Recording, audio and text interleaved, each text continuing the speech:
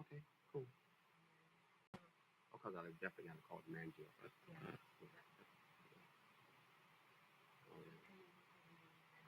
Okay. How you doing, sir? Mr. Evans. It's okay.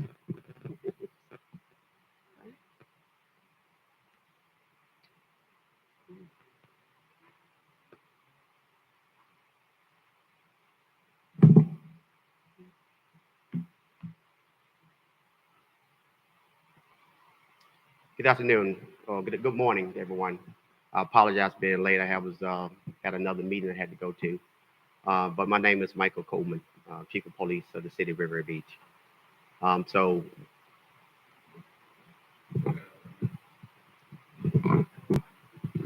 okay. Once again, my name is Michael Coleman, Coleman. I'm the Chief of Police in the City of Riviera Beach. And we got here today, and we want to let the family know justice has been served after 30 years.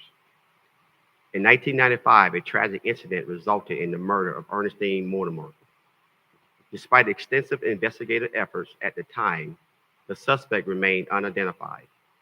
As the case eventually went cold, leaving the family and community longing for answers and closure. In 2023, detectives from our cold case unit reopened the investigation utilizing new leads and advanced in forensic technology. Their tireless work led to the identification of a potential suspect. The state attorney's office reviewed the findings and determined there was sufficient evidence to pursue murder charges. On January 30th, 2025, Willie Rogers was indicted by a grand jury on charges of murder. We extend our deepest gratitude to the state attorney and her team for the unwavering support and dedication throughout this process. We also commend the relentless efforts of our cold case detectives whose commitment to justice made this breakthrough possible. At this time, I'd like to bring up the cold case detective, uh, Detective McAfee, to come up. He's going to give you some more additional details about the case and then what led him to the findings of this particular incident, the suspect who committed this horrendous murder in our city. I don't want to get into the details of it because we still have to go to trial in this case. But I also have my city manager here as well. I had to give the city manager nothing but thanks because he allowed us to proceed and allow budget to be spent to pursue these cases. So the city manager is the leader of this agency, and he'll approve $100,000 to go toward the for different testing and for investigative leads. So I always want to thank the man who write the checks and give us the permission to think outside the box a little bit. So thank you, city manager, Mr. Evans. At this time, I'd like Mr. John McAfee to come up and talk about some other leads. Good afternoon. My name is John McVeigh, M-A-C-V-E-I-G-H. I'm the cold case investigator for Riviera Beach Police Department. Again, I wanted to thank the chief and his organization for allowing me to join this department and work these type of cases, which I think that, as you can see, the city and the community wants justice. It's been too long, 30 years. We have Mrs. Mortimer's granddaughter and grandson here today. I want to thank them for coming. I want to thank them for their patience. 30 years is a long time. But I feel very successful that we've identified who did this.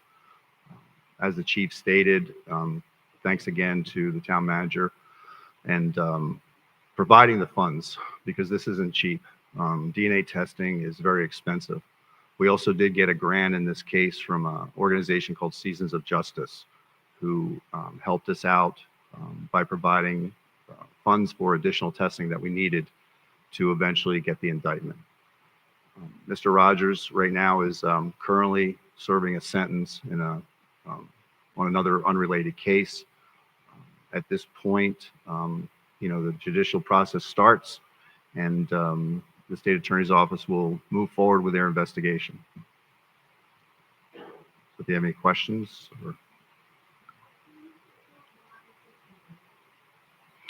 it appears the motive was probably some type of burglary or robbery. due to the fact that Mr. Rogers lived in the neighborhood, and we know that the murder had occurred inside the house, and we suspect that it was probably some type of burglary or robbery that maybe that went bad.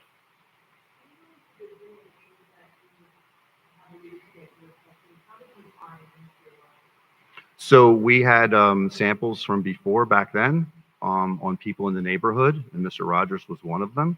So we had his blood sample from back then. We then went through and began looking at items of evidence inside the crime scene that possibly were not tested or needed to be retested. And we sent those off to Bodie Technologies up in Lorton, Virginia to do the testing. And that's when we came back with a identification of Mr. Rogers.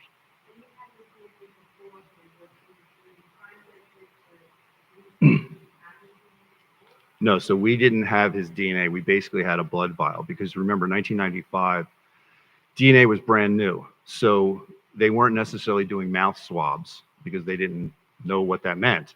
So a lot of these type of cases, and especially in sexual battery cases and things like that, the only thing the labs could basically do was do blood type testing. So back then they were doing a lot of blood draws where they were going to test, the blood draw, the, AB, whatever it was, against anything that they would have at a scene. So when they went back through the detectives interviewing people, they were asking for permission to take these blood draws, and Mr. Rogers is the one that provided that. Yes. Yeah. He was indicted. He's in custody, so technically it's an indictment, and I guess you want to call it an arrest. But anything else? Yeah.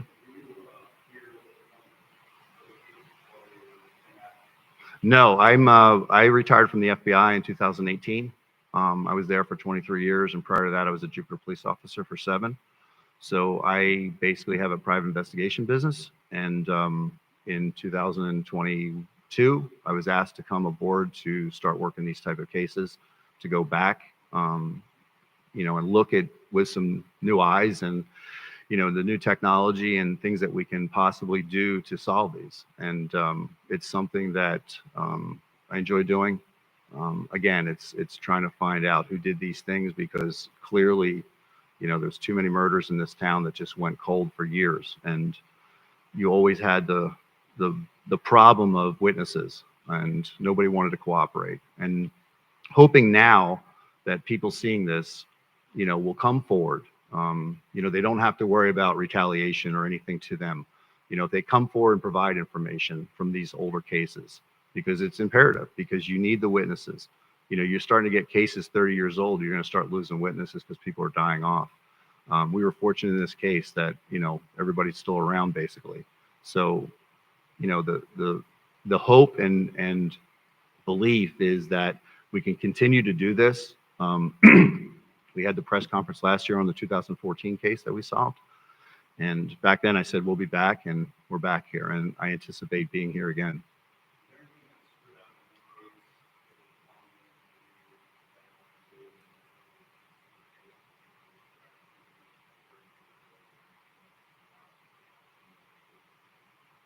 Nothing independently, but I think you look at it, Mrs. Mortimer was 75 years old at the time, and she didn't need to go like this.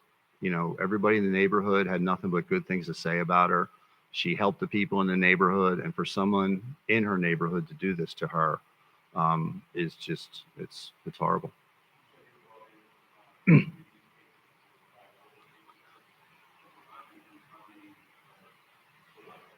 So basically I came in to do quote unquote the cold cases, but we're still doing, what was really the definition of cold?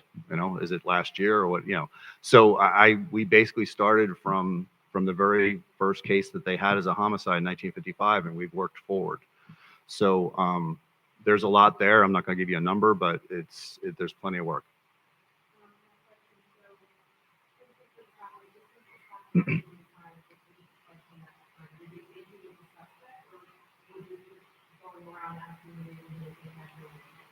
Going around the neighborhood and talking to people and seeing if they knew anything, or witnesses, neighbors.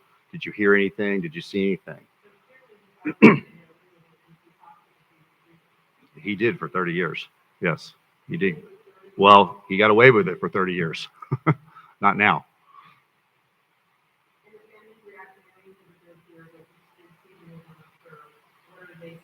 They're joyful, very joyful.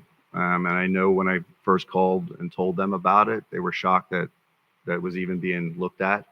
Um, it's something that, um, you see the victims and you read about them and in the reports and things like that, but it's one dimensional. And then until you talk to them and hear the emotion on their voices, how happy they are about that their cases are looked at and they're going back and trying to make justice for these people. That's it. Thank you. Thank you, sir. I'd like to get the city manager opportunity to say a few words as well as the family if they choose to. Um, you guys know, but I want everyone to know in this community that to have trust in the agency, that we are never going to give up on cases. I don't care how old it is, as long as we have the resources and the means to follow up cases, we will continue to follow up those cases and those leads in this agency. We revamped how we have done things internally, and we're going to aggressively seek justice for those individuals who was victimized going back 30, 40, 50 years. So I want the community to really trust and believe in us that we are going to pursue justice in these individuals in this community. I want to let the city manager turn over to him and let him say a few words. He's the Thank you, Chief. And name is Jonathan Evans, City Manager. Certainly, this is a great day for the family. It provides some closure. There's still more steps in the process, but I want you to know that there's no price that we would not pay to pursue justice for any family, whether it was 1955, 1995, and 2025. We're going to make sure that if you committed an act of violence or an act of crime in our community, we will go to the end of the earth to find you and make sure that justice is served. This family and other families have seen situations where moments, memories, important birthdays, anniversaries have been taken away because of senseless acts of violence and crime. And to the family, I apologize for the suffering that you went through. And I can imagine that when you did get that call from us, it showed you that somebody still cared, because every anniversary, every moment, every day that your family member had a special day, you lived that terror. And I will tell you, as an organization, we will stand behind you. We will stand in that courtroom with you, and we will make sure that justice is served. And to those folks that are in the law enforcement community, our officers, state attorney's office, law enforcement professionals, thank you for your commitment to be the sheepdogs, to be out there to help us track the wolves down. Because if we don't, they will kill and terrorize our community indiscriminately. And Riviera Beach Police Department, under Chief Coleman and his command staff, will do whatever is necessary. And there is no cost too much that we will not pursue those that have committed acts of violence and acts of crimes. So if you're good, think you're going to get away with doing something in our community, we may not get you today, but you better believe it. 30 years from now, it may not be me, but it'll be another city manager saying that we're coming.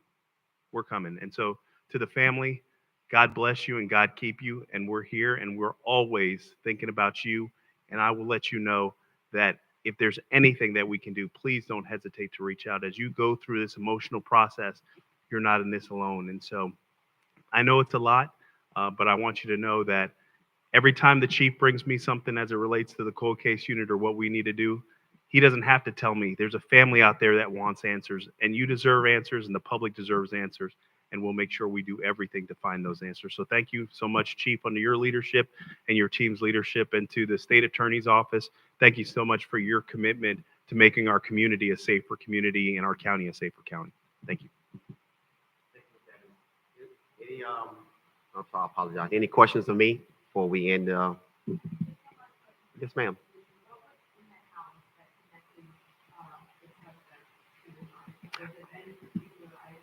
We don't want to get into the evidence. The investigation is still ongoing, so we don't want to get into the particulars of that. I apologize.